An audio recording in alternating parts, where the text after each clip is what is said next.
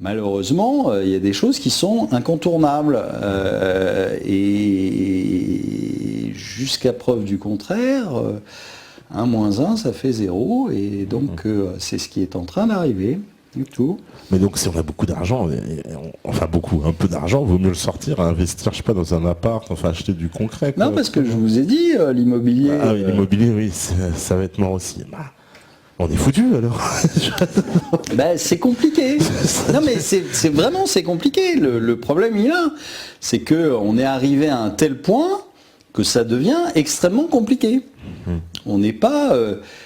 avant c'était facile, je veux dire, vous aviez des cycles qui étaient bien définis, on savait qu'on allait avoir une récession, mais qu'après la récession ça allait repartir. Bon, c'était assez simple, hein, les choses étaient assez simples, et on savait que, évidemment, dans une récession, qu'est-ce qu'il fallait faire? Il fallait acheter des obliques, vendre des actions, voilà, c'était quand même assez bien dessiné et assez simple. Alors on complexifie à loisir pour avoir l'air beaucoup plus intelligent et pour vous piquer des frais de gestion, mais sinon, les choses étaient assez simples.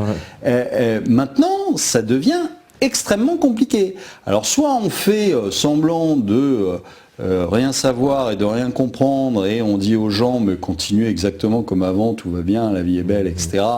Et pendant ce temps-là, vous gavez un peu plus de frais de gestion.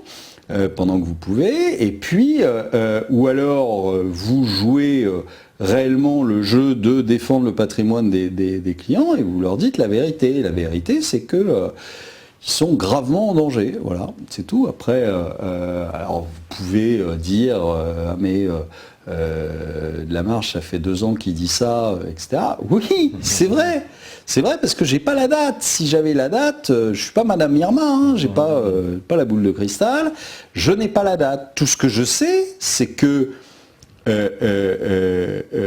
quand vous allez vous prendre le mur, parce que vous allez le prendre, ça c'est clair. Il n'y a pas de doute là-dessus. Il y a un doute sur la date à laquelle ça va arriver, mais vous allez vous prendre le mur. Et malheureusement, se prendre le mur, ça va pas être juste une petite rayure sur le côté, vous allez vous le prendre pleine face, et pleine face durement. Donc voilà, et après, moi je veux bien qu'on me dise je suis suffisamment malin pour sortir la veille. Il y en a plein les cimetières des mecs malins.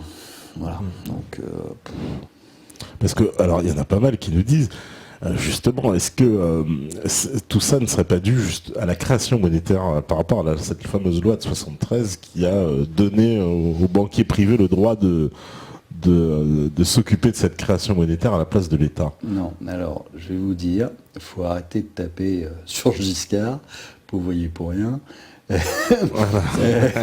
sur Pompidou. Le problème, il n'est pas là. D'abord, le problème, il est mondial. Hein, la loi de 73, elle est française. Hein, oui, mais ça s'est mis dans les traités européens quand même. Oui. Aujourd'hui, ce qui se passe, ça vient quand même en grande partie des États-Unis et du Japon et pas que de l'Europe. Oui. Donc, il faut arrêter de se regarder le nombril. Hein, c'est pas ce qui se passe en France qui a changé quoi que ce soit. Donc, c'est le grand responsable de tout ça n'est pas la loi de 73. En revanche, ce qui s'est passé sur les banques, ce qui se passe depuis 40 ans où on a 2000 qui rentrent et 4000 qui sortent, c'est juste pas tenable. On le sait, on ne l'a pas découvert hier. Et c'est pas la loi de 73, c'est qu'on a dépenser beaucoup plus qu'on ne gagnait. Et que ça, à un moment, malheureusement, il faut le payer. C'est-à-dire, vous pouvez pas, vous êtes un ménage, vous gagnez 2000 € par mois et vous en claquez 4000, pensez pas que ça va durer toute la vie. Il y a un moment où vous allez vous faire rattraper. Donc, c'est exactement ce qui s'est passé. On a, parce qu'il fallait compenser une croissance qui était en baisse, d'accord, l'État s'est mis à beaucoup plus dépenser que ce qu'il gagnait. à un moment ça coince dans un ménage, ça coince dans un État, etc. Et on a voulu gonfler artificiellement une croissance qui n'existait plus, et on l'a gonflée par quoi? Par de la dette. Et aux États-Unis, c'est ce qui s'est passé. Et à un moment, ce truc-là ne tient plus. C'est tout. Vous n'avez plus de croissance qu'on appelle la croissance organique. Vous avez une croissance qui est due simplement à l'excès de dette et au leverage que font les banques pour vous fournir cette dette. Donc voilà, point à la ligne. C'est pas plus compliqué que ça. Faut pas aller chercher. C'est aussi très français, ça. C'est qu'il faut aller chercher un coupable. Le coupable, c'est les États qui ont trop dépensé, c'est un système qui a été basé sur la dette, et c'est des banques qui sont en plein délire. Voilà. Point. Après, il n'y a pas besoin d'aller chercher la responsabilité de Giscard. C'est ridicule. Si c'est mondial. C'est mondial. Et si on revenait en France, imaginons, voilà, l'euro éclate, on revient aux monnaies nationales. On nationalise la Banque de France et puis on en revient, on n'a plus besoin d'emprunter. Ça veut dire quoi, nationaliser la Banque de France? C'est-à-dire la Banque de France, elle est pas, c'est pas l'État? Alors, c'est quoi la Banque de France? Je précise. C'est une banque privée? Non, je précise. C'est-à-dire, on nationalise la création monétaire. C'est-à-dire qu'on retire au marché privé le droit d'emprunter. En fait, l'État s'emprunte lui-même comme il faisait avant, quoi. Et comme ça, on est libre. Il n'y a plus de dette là. Ça veut dire quoi, l'État s'emprunte lui-même? C'est-à-dire, si j'ai besoin d'1 milliard, je vais voir la Banque de France, je lui demande mon milliard, et j'ai pas besoin de payer des intérêts sur ce milliard. Attendez, vous allez demander 1 milliard à la Banque de France. Ouais. Bon. C'est qui la Banque de France? C'est qui l'État? C'est vous. Ouais. D'accord. Et le milliard, vous allez le sortir d'où? Il le crée. Il le crée. Comme le banquier. C'est bien le problème, c'est qu'il le crée. Pareil. Mais c'est qu'il le crée.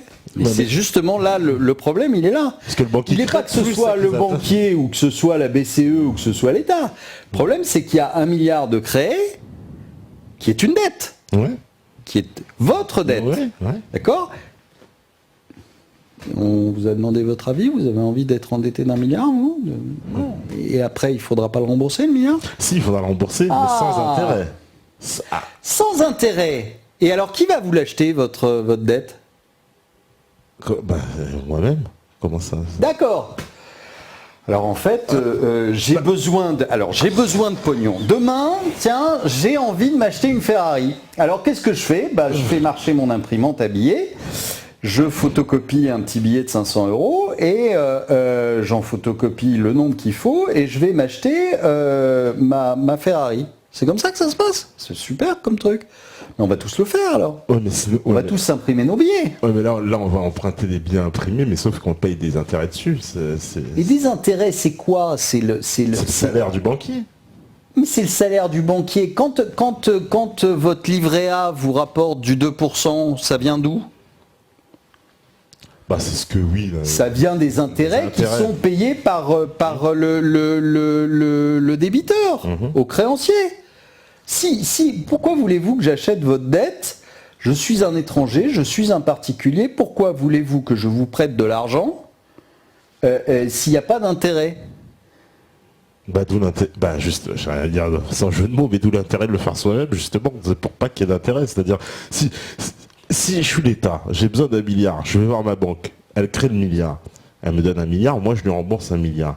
Mais quand je vais voir, là je suis obligé d'aller voir Monsieur Rothschild, lui il me prête 1 milliard, mais il me demande 1 milliard et 300 millions en plus. Donc je dois trouver 300 millions pour lui rendre aussi ce milliard. Parce que c'est le coût du risque, c'est le coût de l'argent. Voilà, c'est le coût de l'argent. Donc ça veut dire que là, ouais, mais justement, c'est pas paradoxal que l'argent ait un prix. Non, ça n'a rien de paradoxal. Vous avez un risque. Quand vous prêtez de l'argent à quelqu'un, vous avez le risque qu'il ne vous le rembourse pas. Ouais. D'accord? Ce risque, il faut bien que vous l'évaluiez d'une manière ou d'une autre. C'est le coût du risque, c'est l'assurance contre le risque que vous prenez à prêter de l'argent à quelqu'un dont vous n'êtes pas sûr qu'il va vous rembourser. C'est ça un taux d'intérêt. C'est pas autre chose. Oui, mais c'est pas. C'est pas justifié. Mais quoi, c'est pas justifié, enfin Parce que M. Rothschild, lui, fait quoi? Il fait rien de plus que Mais c'est l'État. pas Monsieur Rothschild, Non, mais je prends l'exemple dans l'absolu. le système est le même dans tous les pays du monde. Aujourd'hui, que ce soit la Banque centrale ou que ce soit les banques commerciales, c'est exactement la même chose. C'est-à-dire que vous n'avez absolument aucune différence. Peu importe. Que ce soit la Fed qui imprime les billets, oui, ou que ce soit une banque commerciale qui imprime les billets, je ne sais pas si vous avez remarqué, mais les Américains, ils sont autant à la merde que nous, voire plus. Donc je vois pas c'est pas un sujet. Vous ne pouvez pas dire elle est privée, la Fed, elle est pas nationale. C'est pas une banque Mais nationale. arrêtez avec ça. Elle est privée, la Fed. Mais c'est des conneries. Mais c'est des conneries. C'était c'est le grand complot, etc. Non. La Fed, oui, elle est privée. Il y a eu des intérêts privés au démarrage de la Fed. Il y a eu des intérêts privés de certaines banques privées. D'accord, mais la Fed aujourd'hui, c'est les États-Unis. C'est dépendant du Trésor américain. Point barre.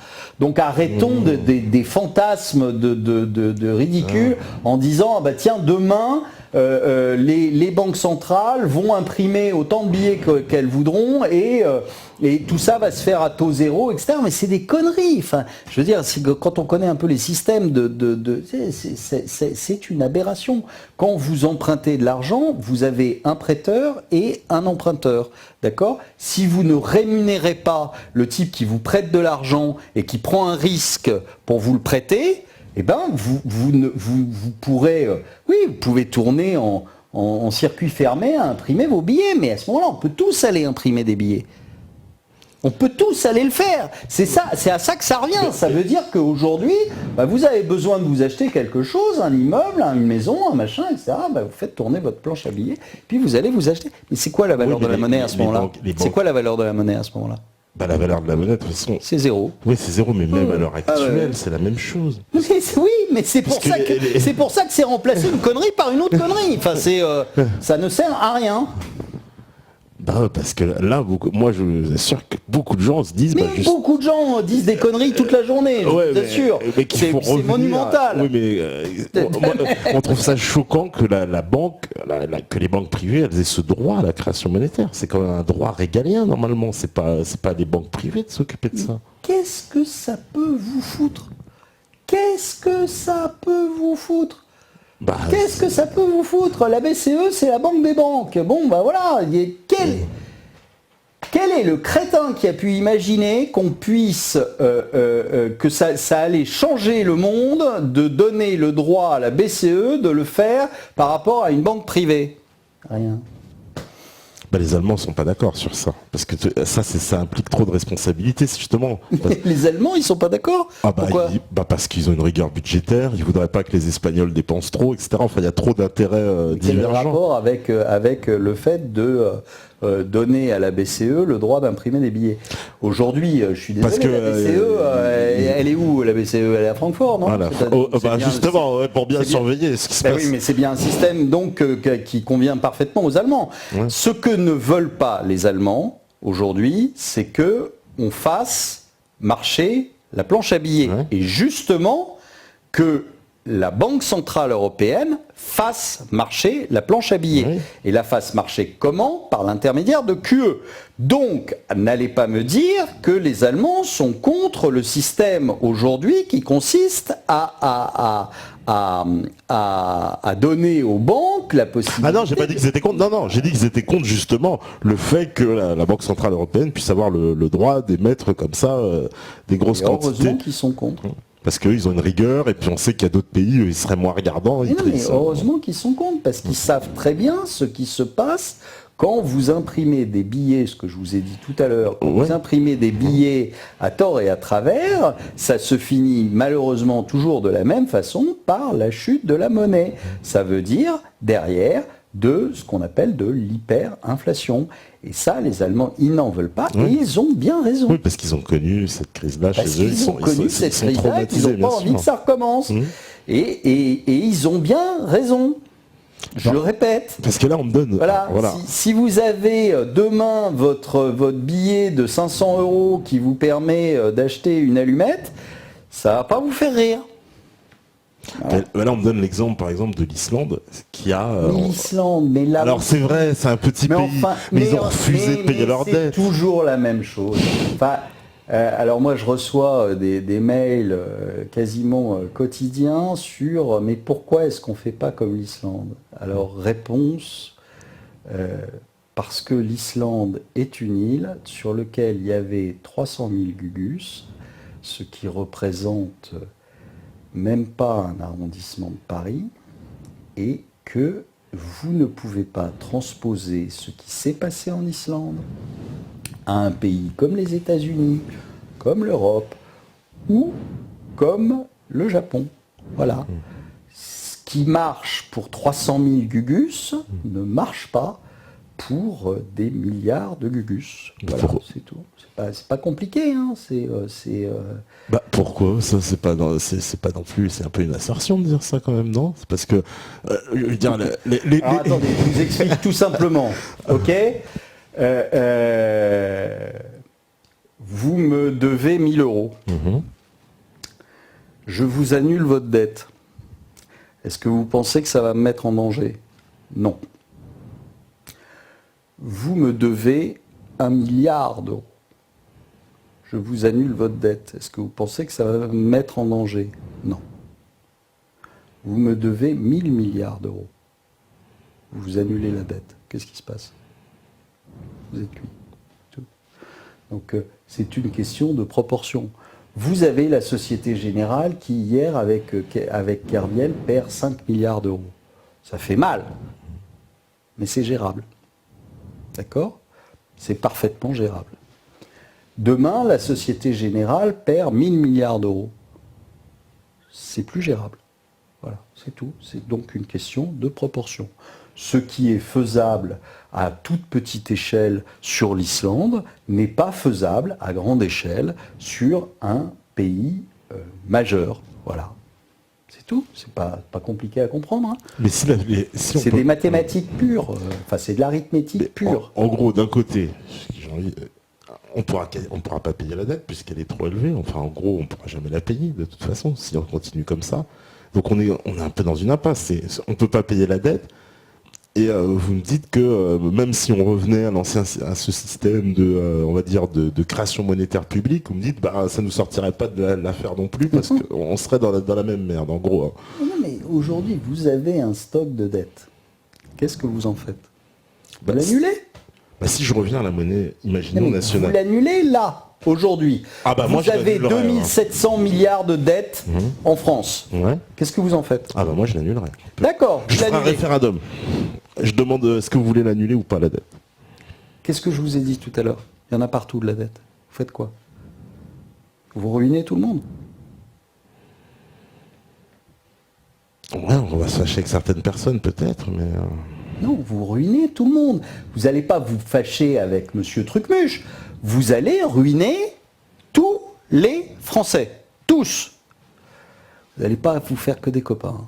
En refusant de payer la dette, on va se ruiner tous les Français.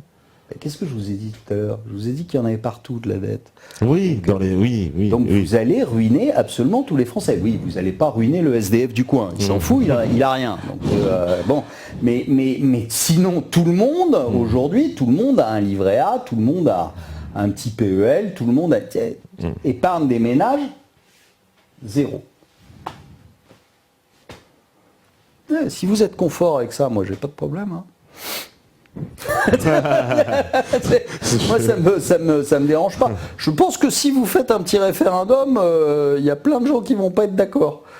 Il y en a qui voudront et qui seront d'accord. Mais non, il y en a pas qui voudront. Personne n'a envie de se faire ruiner. Enfin, non, se faire ruiner. Pas complètement. Non, pas se faire ruiner. Mais bon, il y en a plein. Il y a des gens qui n'ont. Voilà, il y en a qui me disent par exemple, moi là-dedans, j'ai que des dettes, j'ai que des prêts. Lui, si la banque s'effondre, qu'est-ce qui lui arrive? Il doit de l'argent à sa banque. D'accord, mais enfin, vous en avez combien là-dessus?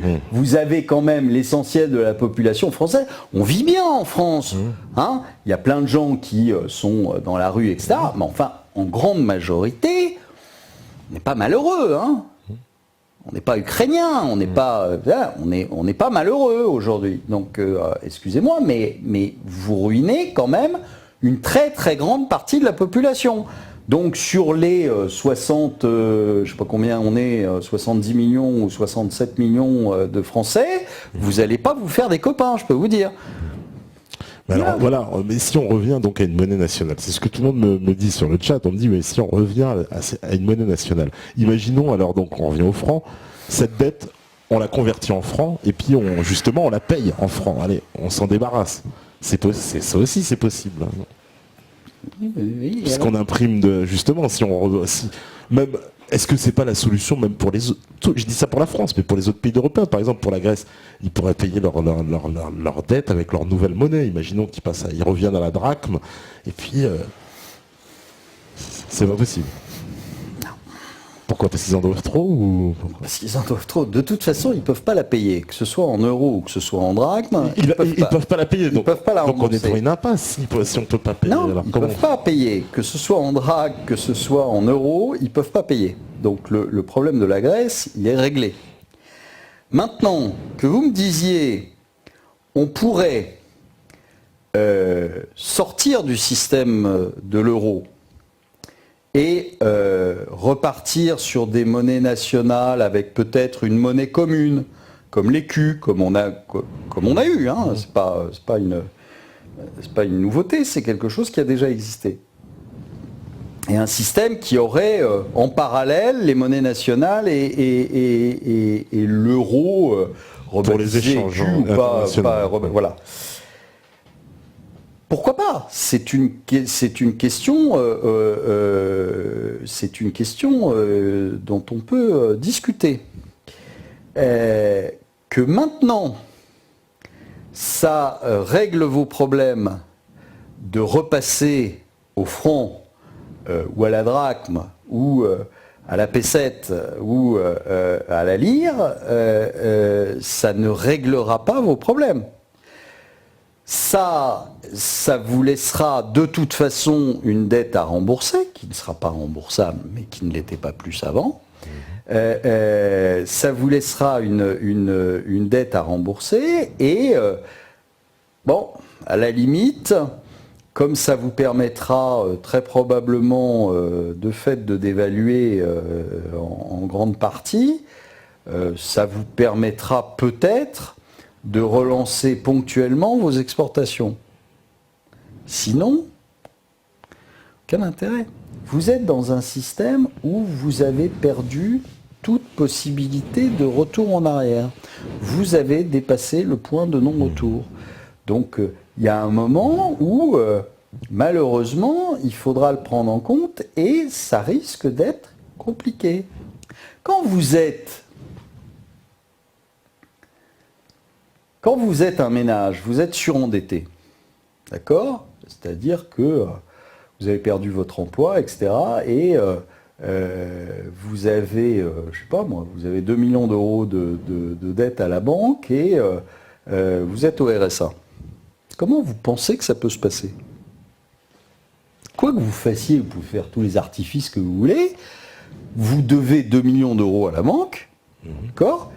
Et vous touchez 600 euros par mois. Bon, donc à peine de quoi vivre. Donc comment vous pensez que ça va se passer? Ben, ça va se passer de la façon suivante, c'est que on pourra vous restructurer votre dette, l'étaler sur 250 ans, etc. Et de toute façon, vous serez mort avant, donc rien à foutre. Et vous ne pourrez pas, quoi que vous fassiez, la rembourser. Donc ça veut dire quoi? Ben, ça veut dire qu'à un moment ou à un autre, votre créancier va être obligé d'abandonner la dette. Oui. Bon. Sauf que quand c'est l'Islande et qu'il faut abandonner la dette qu'il y a sur 300 000 Pékins, c'est douloureux, mais c'est faisable. Quand il s'agit d'abandonner la dette d'un gars qui a perdu son boulot et qui représente un pouillème, 300 000, 400 000 balles, 500 000 balles ou même 2 millions d'euros, ça va. Quand il va falloir abandonner une dette qui fait 2700 milliards d'euros, ça va plus. C'est tout. C'est une question d'arithmétique, hein, mais de base. Ça veut dire quoi? Les petits pays peuvent abandonner la dette alors, mais pas les genre Chypre. Évidemment. Évidemment. Enfin, je veux dire, Chypre, ça a coûté 20 milliards d'euros. On en a chopé quelques-uns dans les banques. L'Europe a prêté du pognon qui venait d'imprimer de 10 milliards d'euros parce qu'on s'est endetté pour payer Chypre. C'est ça qui est merveilleux.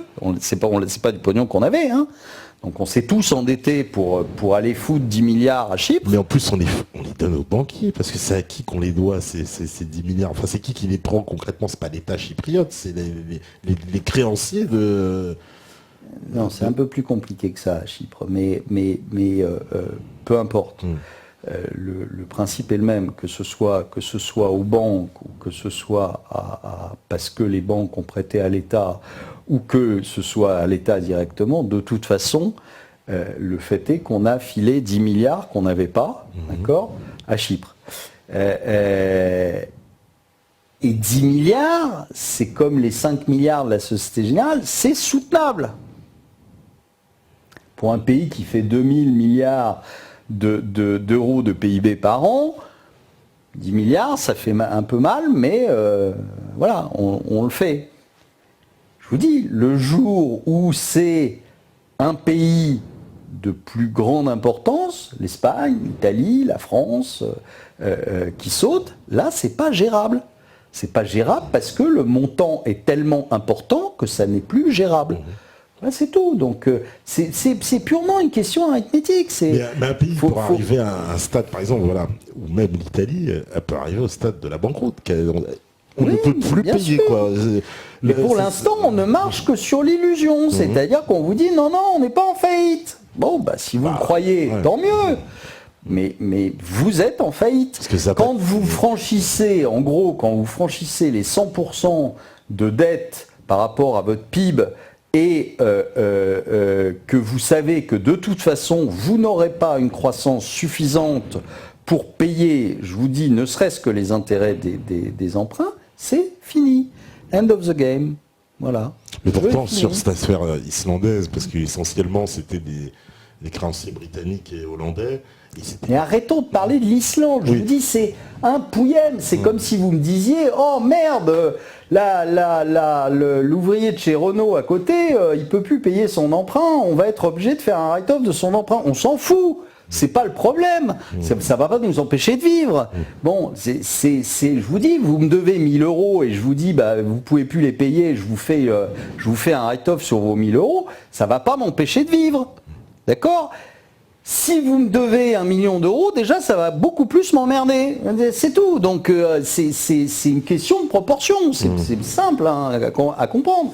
Donc, arrêtons de mettre en exemple l'Islande en disant « Ah, c'est merveilleux ». Non, c'est pas merveilleux. Ils ont dit, leur dette était détenue principalement par les Anglais. Qu'est-ce qu'ils ont dit? Ils ont dit « Allez vous faire foutre ». Voilà. Oui, d'accord. Mais alors, évidemment, comme les Anglais, ça représentait quand même pas grand-chose pour eux, ils ont un peu couiné, mais ils se sont assis dessus. Si c'était nous qui avions dit ça à un de nos gros créanciers, ça ne serait pas passé de la même façon. Parce que les sommes en jeu sont incommensurablement plus grandes. C'est tout. Ça, c'est quand même pas compliqué à comprendre. Hein. Non, bien sûr. Mais c'est de l'argent... on leur dit, mais de toute façon, on ne pourra pas le rembourser. C'est ça qui est contradictoire, je trouve. C'est le fait de se dire, de toute façon, on ne pourra pas vous rembourser. Parce que, mais tant que vous tenez, tant que vous faites illusion, le jeu continue. Ah, voilà, ok, d'accord. Parce que mais... c'est un peu comme un théâtre. Alors, on continue l'acteur, mais jusqu'au moment, les acteurs, à un moment donné, ça va s'arrêter, puisqu'on sait que ça ne pourra pas être... Non, c'est comme un Monopoly. Comme un Monopoly, C'est exactement comme un Monopoly. Je suis le banquier. D'accord ? Si vous n'avez pas envie que le jeu s'arrête, à chaque fois, vous vous faites rincer. C'est le troisième personnage qui est là, qu'on ne voit pas, mais c'est un pur esprit, il est là. Et le troisième personnage détient tous les hôtels, les plus chers, rue de la Paix, etc. À chaque fois que vous passez dessus, vous vous faites rincer. D'accord ? Et à chaque fois, vous vous tournez vers moi, banquier du jeu, et vous me dites, recave-moi. D'accord ? Et je vous redonne des billets que vous allez vous faire rincer le tour suivant. Tant que je vous file des billets, le jeu continue. D'accord ? Même si vous êtes totalement ruiné, on le sait, etc., votre dette vis-à-vis de la banque continue à augmenter. D'accord ? Ça n'empêche que vous êtes ruiné. Et qu'au moment où je vais vous dire, moi banquier, non, je ne te prête plus rien, c'est fini. Et là, vous avez de fortes chances d'avoir une paire de gros bras qui arrive et qui vous dit, par ici la monnaie. Et comme vous ne pouvez pas lui rendre, vous allez avoir des ennuis. Faut essayer d'imaginer les choses autrement. Aujourd'hui, vous êtes exactement dans un jeu de Monopoly, où vous êtes exactement dans le jeu du type qui arrive au casino, il a des sous, il les perd, et à chaque fois qu'il perd, il va voir un usurier qui lui prête du pognon, imaginons que que ça dépende du casino, en lui disant je te prête de l'argent, mais tu me fais une reconnaissance de dette. Voilà. Tant que le casino va lui prêter de l'argent et que le gars va signer des reconnaissances de dette, tout va bien. À un moment, il est quand même plus que probable que n'arrivant pas à gagner de l'argent, il y a un moment où le casino va lui envoyer deux gars un peu baraqués avec des battes de baseball qui vont lui expliquer la vie. Et c'est exactement la même chose. C'est exactement la même chose. Vous ne pouvez pas rembourser, tout le monde le sait, d'accord ? Et tout le monde continue le jeu parce que personne n'a envie que ça s'arrête. Parce qu'on sait très bien que quand ça va s'arrêter, malheureusement, on va avoir des ennuis. Parce qu'on nous dit, voilà, est-ce que le banquier a intérêt à dire le jeu est fini ? Est-ce que le banquier, c'est pas son intérêt justement de continuer tout le temps le jeu finalement ? Et évidemment que c'est son intérêt, mais c'est exactement ce qu'il fait. Et c'est exactement ce que font les États aussi. Ils n'ont pas intérêt à vous dire on est en faillite. Ça peut se finir mal. Donc ils continuent à faire illusion. Ils continuent à faire des jolis discours, ils continuent à faire du marketing en espérant que ça tienne le plus longtemps possible. Simplement, le réveil va être compliqué. C'est tout. Parce que au fur et à mesure, on continue à vous endetter, on continue, nous, à signer des reconnaissances de dette, et à un moment ou à un autre, il est possible que ça se finisse très mal. Exactement comme dans le cas du casino. Voilà. Malheureusement, c'est comme ça que ça se passe. Et il faut arrêter de penser que des mini-cas comme l'Islande soient reproductibles. C'est faux, c'est archi faux. C'est toujours on essaie de prendre des espèces de petits exemples comme ça et de penser que ça peut s'appliquer à des gros exemples comme les États-Unis ou comme la France ou comme le Japon ou comme les autres pays européens. Non, ça ne marche pas de la même façon. Vous ne pouvez pas étendre la formule qui s'est passée en Islande à celle qui va se passer dans ces pays-là, dans ces gros pays-là, parce que les sommes en jeu ne sont pas les mêmes. Voilà, c'est tout. Voilà, parce que on me dit évidemment une bonne guerre et on efface tout, et ça c'est la solution radicale pour effacer toutes les dettes. Mais oui, parce que c'est une possibilité, et puis c'est comme ça quand même que plusieurs fois dans l'histoire, ça s'est fini, oui. C'est une possibilité, c'est pas souhaitable, loin de là, mais c'est quand même une des conséquences possibles, malheureusement. Alors, parce que justement, pas mal de questions. Faut que je remonte un peu parce que j'avais vu. Voilà, on me dit les intérêts sont bien là pour le risque de défaut.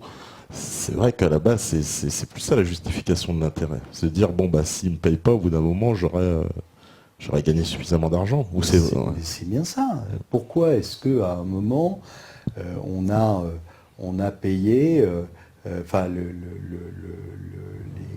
les pays en difficulté, l'Espagne, l'Italie, etc., empruntaient à des taux de 7, 8, 10, 15%, tout simplement parce que il y avait un risque majeur de défaut. Voilà.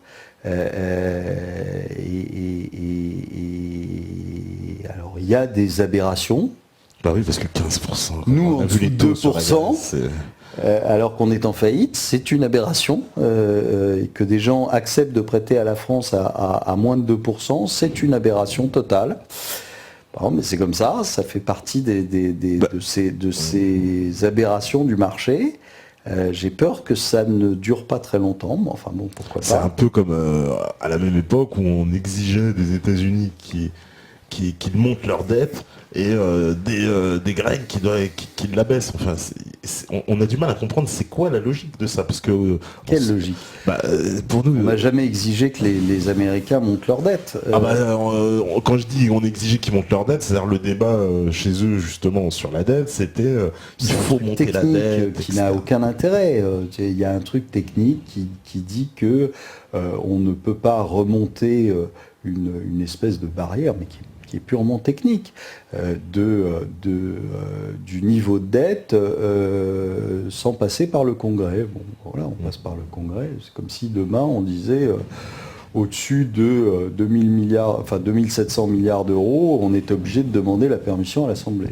D'accord, ok, on demande la permission à l'Assemblée, mais très souvent d'ailleurs ce seuil est dépassé largement depuis déjà un moment, quand on demande au Congrès la permission de le dépasser. Enfin, c'est juste un truc technique qui n'a rien à voir.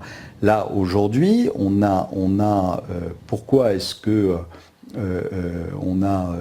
la Grèce a eu autant de soucis? Tout simplement parce que la Grèce a zéro croissance, d'accord, zéro croissance, et que la Grèce est endettée à 171% de son PIB et qu'on sait très bien qu'avec la croissance qu'ils ont, c'est-à-dire zéro, elle est même négative, ils sont en récession, ils ne pourront jamais ni payer les intérêts de la dette, ni rembourser la dette. Donc, pareil, end of the game, c'est fini. Parce que même pour les Grecs, concrètement, la seule solution, c'est de sortir de l'euro. Il n'y a pas d'autre solution. Non, c'était de sortir de l'euro. Ah, maintenant, maintenant. Mais ils ont tout vendu. Mais maintenant, c'était quand je l'ai dit, c'est-à-dire il y a 4 ans qu'il fallait le faire. Maintenant, malheureusement, c'est de pire en pire. C'est-à-dire que s'ils sortent de l'euro maintenant, ça va pas les relancer beaucoup d'ailleurs. Ils ont tout vendu. Non, ils n'ont pas tout vendu, il ne faut pas exagérer. Le port de Pirée. Oui, le port du... Et quoi la société d'électricité, il y a eu une société d'armement. Oui, mais d'accord. Enfin, je veux dire, ils n'ont pas tout vendu, il ne faut pas exagérer non plus. Vous avez beaucoup d'annonces et pas beaucoup de réalisations derrière. Et le problème, si vous voulez, c'est quand vous arrivez, mais comme nous, quand vous arrivez à être dans des pays qui sont mal gérés et qui sont en faillite notoire, eh ben, vous vendez les bijoux de famille parce que vous avez de toute façon pas les moyens de dire non. C'est-à-dire que quand vous avez les Qataris qui sont en train de tout racheter en France, les hôtels, les machins, etc., vous dites oui, même si c'est une connerie, mais quand même vous dites oui. Quand vous avez quelqu'un qui veut vous racheter Alstom, vous dites oui aussi, parce que de toute façon vous n'avez pas les moyens de dire non. Quand vous êtes ruiné, vous avez juste les moyens de fermer votre gueule, c'est tout. Vous n'avez pas les moyens d'aller faire le mariole en disant c'est moi le plus fort. Donc ça, Montebourg, il sait très bien le faire, mais c'est juste du cirque, c'est juste du cinéma. Aujourd'hui, on a les moyens de fermer notre gueule, c'est tout. Et donc on vend, oui, parce que il y en a qui ont du pognon encore, et donc nous on n'en a pas, et donc on n'a pas les moyens de dire non, c'est tout. Donc bon, on vend. Et vous avez les Grecs qui vendent aussi, mais faut pas imaginer que quand vous vendez, en plus, une société électrique ou vous privez évidemment des impôts qui rentraient tous les ans et du résultat de la société qui rentrait tous les ans. Alors vous faites un coup ponctuel, vous récupérez X milliards d'euros. Ok, ouais, d'accord, mais l'année N+1, il se passe quoi ?